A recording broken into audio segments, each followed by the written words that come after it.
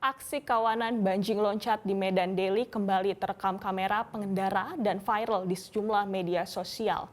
Dalam rekaman video yang berdurasi 35 detik tersebut, terlihat dua pelaku banjing loncat yang berhasil menggasak dua buah karung berisi barang bekas berada di dalam truk yang melintas di kawasan Jalan Komodor Laut Yosudarso, Simpang Kim, Kecamatan Medan Daily, Sumatera Utara. Dua orang pelaku yang berada di atas truk terlihat jelas tanpa ada rasa takut dan secara terang-terangan mengambil barang dari dalam truk yang melintas di persimpangan jalan rusak dan berlubang tersebut. Tidak adanya efek jera bagi pelaku, kejahatan jalanan dan banyaknya para penadah barang curian menjadi salah satu penyebab tingginya angka kejahatan di Sumatera Utara terus terjadi.